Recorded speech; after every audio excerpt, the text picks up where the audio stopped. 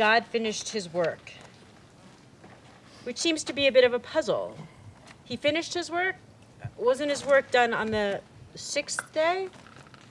Didn't he rest on the 7th day?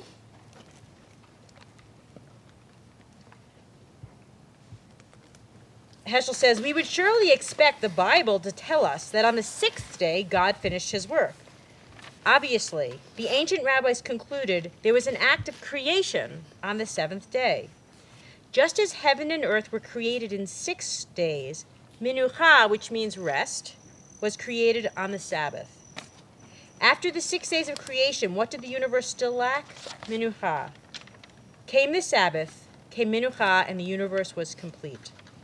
Now, Minucha is usually translated as rest, but Heschel points out that it means much more than withdrawing from labor and exertion. It means more than freedom from toil, strain, or activity of any kind.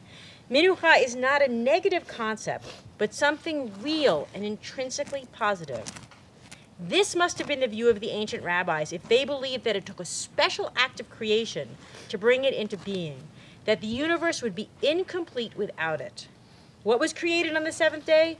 Tranquility, serenity, and peace. So, one of the things that's important about distinctions is that the Sabbath isn't meant to be just a day of not doing. It's meant to be a day of doing something else, a day of thinking somehow else, of eating somehow else, of maybe being with different people, maybe even being a different person. One of the things we talked about on our Flagstaff service was the power of saying a simple blessing before you eat. It's another distinguisher. It distinguishes, this is the time I'm doing one thing, now I'm saying a blessing, now I'm eating. Which means that you notice that you're eating, right? You're not walking around. We always told you, don't walk around the kitchen while you eat. Don't stand in front of the refrigerator and eat, right? So making that, Judaism gives us that distinguisher to help us notice that we've moved to something else. Yeah?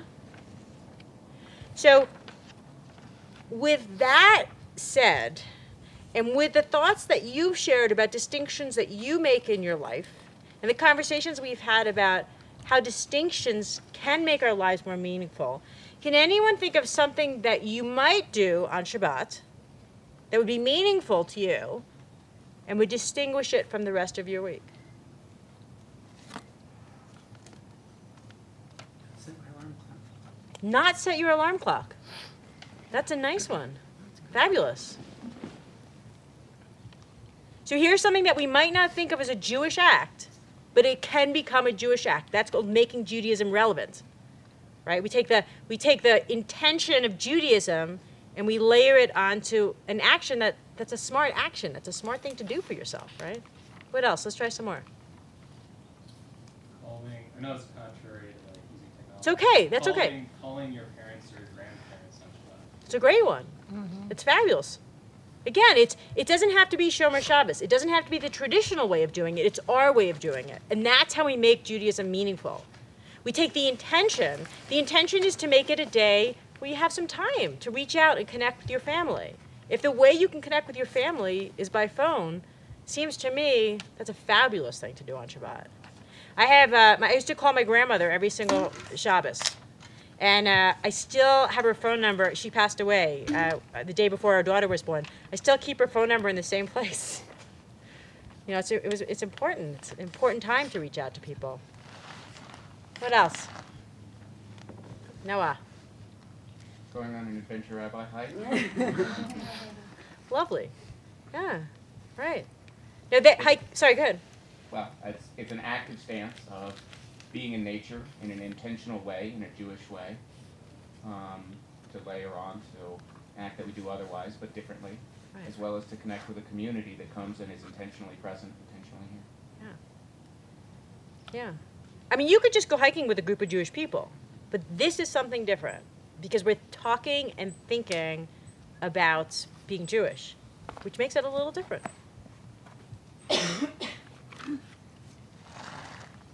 Other ideas? Yeah, Lisa? Intentionally doing nothing. Intentionally We doing live in a nothing. place with a beautiful view and we glance at it, but I try sometimes on Shabbat to just sit and look off the deck, and not remember that I have dishes in the sink, and just 10 minutes, the dishes will still be there. It's hard to do, isn't it? Very hard to do. Yeah. We want everything done right now, cleaned up, put away. And then I can rest. And then I'll but rest. that never happens. Right, you never get to relax. So Right. I'm trying to train myself to say, everybody else and all those other things will be there in 30 minutes. Right. But you are going to be too exhausted to be any use to them if you don't stop for a little while. I think we should all channel your mother's voice.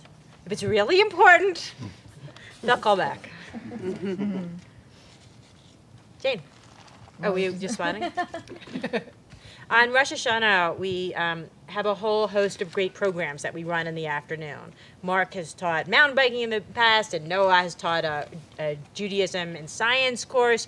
This year, we're having a singer-songwriter come in and teach a workshop on how to use your voice. We offer all these great workshops. And one year, my mentor, Carol Susan Roth, said, you know what you should have up there is free time. I was like, well, people can take free time. She's like, no, it should be an active choice. It's number 8 on the list, so they can check it off. Make it valid. Make it okay. Because Make otherwise it important. They feel like they paid for all these classes. They better take them all.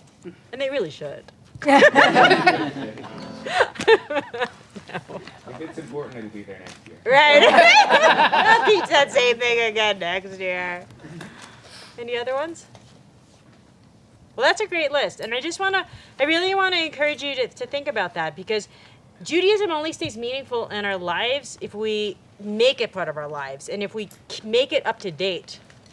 You know, it doesn't have to be the Judaism that other people practice. It's your Judaism. It's a Judaism that you practice. And it has these really rich lessons, such as making distinctions, that really can enhance our lives. So with that, we are going to make a practice distinction. Shabbat isn't really over, but we're going to make a practice distinction between Shabbat and the rest of the week with the ceremony of Havdalah. And we're not going to light a candle out here because we could burn down the forest, and then they wouldn't let us come up here anymore. That would be awkward. That would be awkward. Yes, it would be awkward if we burn down the forest. Would you two be willing to come and help me? I need helpers. Would you help me? So when we get to the thing that we're talking about, we're singing about, you just lift it up, and after we bless the spice box, and you can sit on that rock if you want to sit on that rock. Would that be comfortable for you? Or